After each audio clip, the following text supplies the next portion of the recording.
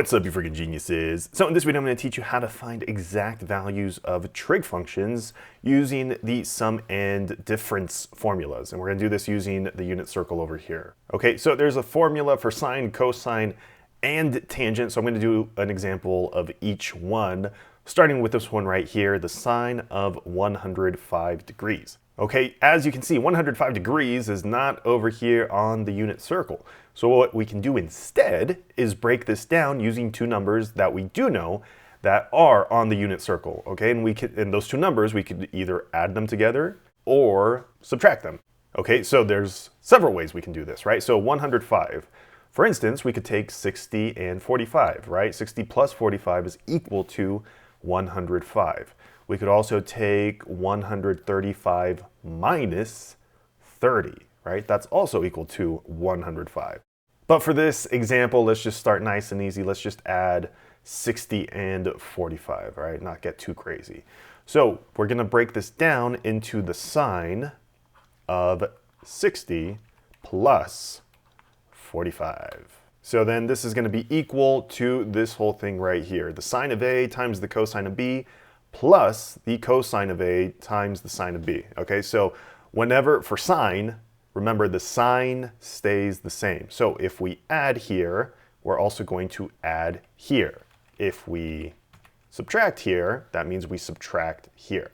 Okay, so again, this is all going to be equal to this right here. So we have the sine of 60 times the cosine of 45 plus the cosine of 60 times the sine of 45. So for the sine of 60, we're just asking what is the y-coordinate at 60 degrees? Well, at 60 degrees, the y-coordinate is root 3 over 2. And then we're going to multiply that by the cosine of 45. So the x-coordinate at 45 degrees, the x-coordinate is root 2 over 2. And again, we're going to add these to the x-coordinate at 60. The x-coordinate is 1/2. And the y-coordinate at 45 is also root 2 over 2. All right, so then the last thing that we have to do here is simply multiply these together. So on top we have root 3 times root 2, which is equal to the square root of 6. And on the bottom we have 2 times 2, which is equal to 4. And then we're going to add that to 1 times root 2 is just root 2. And 2 times 2 is 4. All right, so as you can see, we have the same denominator, so we can actually combine these. So on top, we're going to have root 6 plus root 2, right, all over 4. All right, so that's our final answer right here. All right, next we have the cosine of 13 pi over 12. So this is given in radians this time, right? So how do we add or subtract 2 radians that add up to this? Well, that's a little bit harder, right? So one thing we can do is actually convert this back into degrees because it's obviously easier to work in degrees. So in order to do that, all you have to do is multiply this by 180 over pi. All right, so as you can see, we have a pi on top and the bottom, so those cancel out. And then 180 over 12, that actually reduces because 12 goes into 180 exactly 15 times.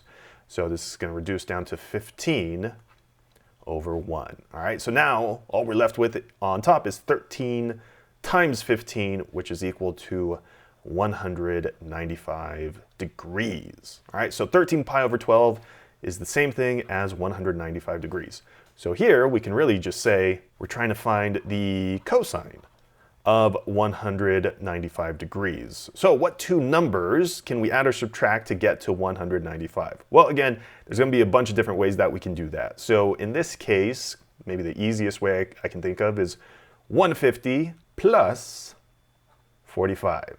All right, so here we're going to have the cosine of 150 plus 45. All right. Now, in case your teacher doesn't like you using degrees, you can also just write it with the radians, right? So we could keep this as radians and just say this is the cosine of 150, so that's equal to 5 pi over 6, right? We could say 5 pi over 6 plus 45 degrees, which is pi over 4. Pi over 4, all right? And then you go, here, teacher, damn, You want radians? I'll give you radians. All right, so now we're going to use the second formula. So here we have the cosine of a plus or minus b is equal to all of this. Okay, now the only difference here is for cosine, if you add over here, you are going to subtract over here. And vice versa, right? If we subtract over here, you are going to add over here. So here we're obviously adding two angles together. So that means in our formula right here in the middle, we're going to subtract. All right, so let's fill this in. We'll move down a little bit. So this whole thing is going to be equal to this right here. So the cosine of A, which is 5 pi over 6, times the sine of B, so times the sine of pi over 4, minus the sine of 5 pi over 6 times the cosine of pi over 4. Okay, so let's fill this in. So what is the x-coordinate at 5 pi over 6? The x-coordinate is negative root 3 over 2, and we're going to multiply that by the y-coordinate at pi over 4, which is going to be root 2 over 2. And again, we are going to subtract the x-coordinate, or sorry, the y-coordinate at 5 pi over 6, which is positive 1/2, and the x-coordinate at pi over 4, which is root 2 over 2. All right, so again, if we multiply these together, on top, root 3 times root 2 is equal to root 6, and this is negative, right? So negative times a positive is a negative. So on top, we are going to get negative root 6, and 2 times 2 is equal to 4. And then we are going to subtract, looks like root 2 over 4. All right, so again, we can combine these into root 6 minus root 2 all over 4. Boom. All right, for our last trick, let's go over the tangent of 285 degrees. And let's get crazy this time. Let's subtract two numbers, all right? So what two numbers can we subtract to get 285? So we could do, it looks like 315 and 30, right? So 315 minus 30 is equal to 285. So here we're going to break this down into the tangent of 315 minus 30.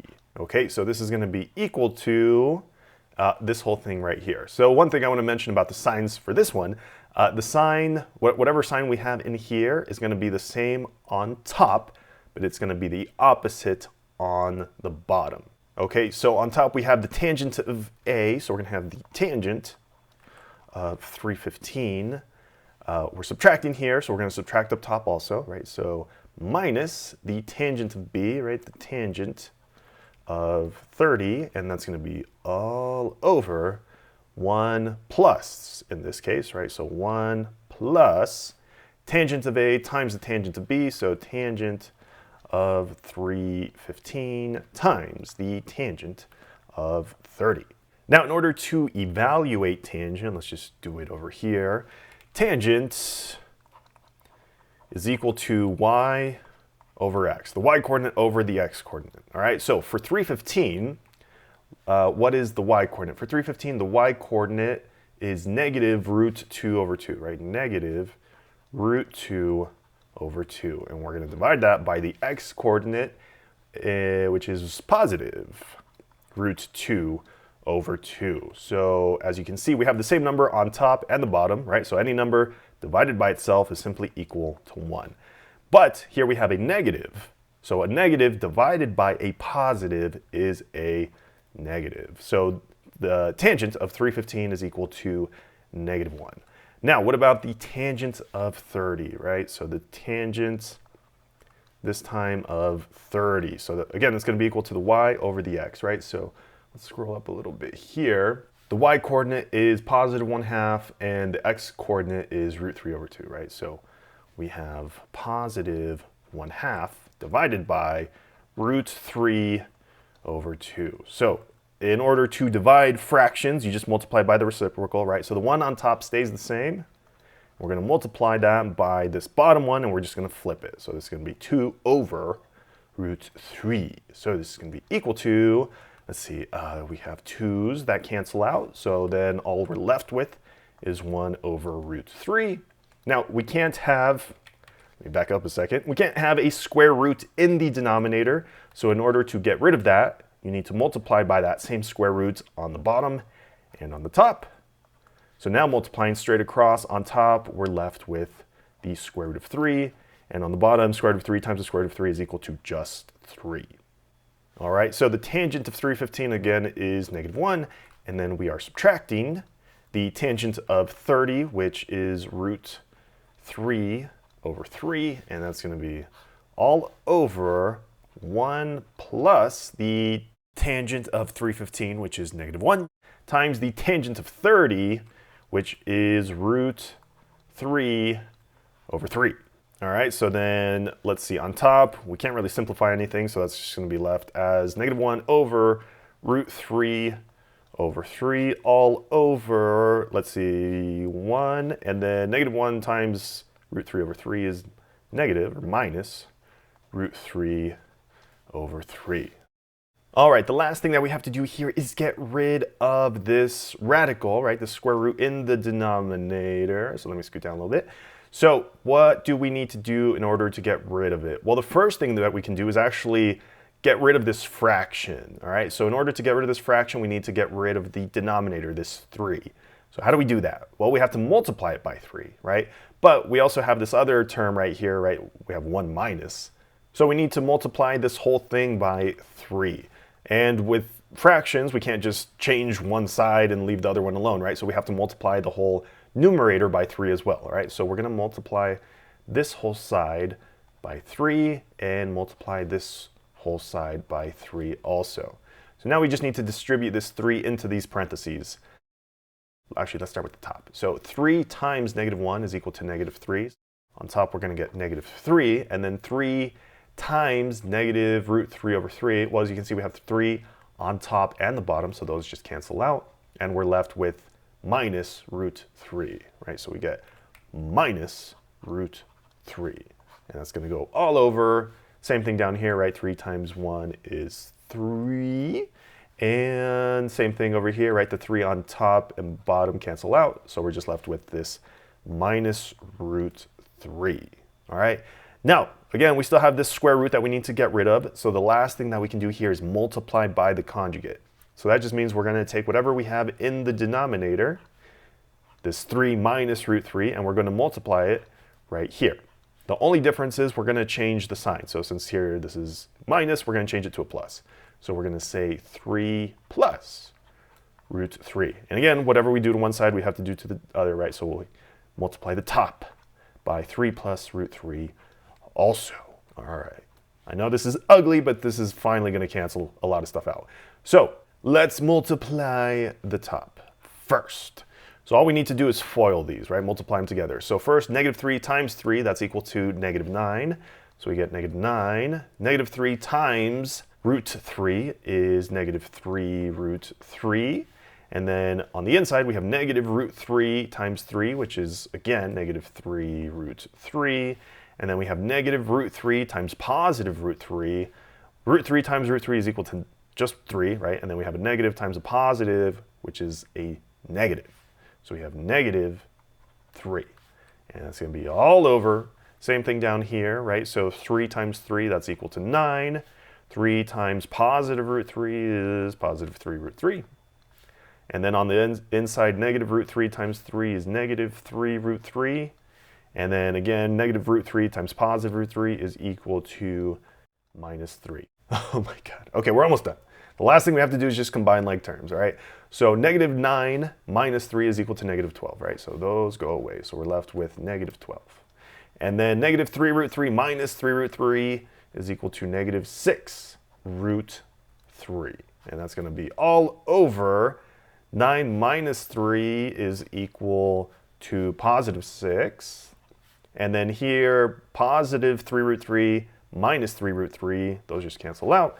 So we're left with just this, all right? Now, since both of these terms are over the same denominator, it might be easier if we split them just so you can see how we can simplify this. So we're going to have -12 over 6, and then we're subtracting, right? So minus 6 root 3 over 6. All right, so negative 12 divided by 6 is equal to negative 2, and then we are subtracting. Over here, these 6's cancel out, so we're just left with root 3. All right, so our final answer, oh my God, is negative 2 minus root 3. That took forever. So if you found the video helpful, make sure to leave a thumbs up down below. And if you have any questions, let me know in the comments section below.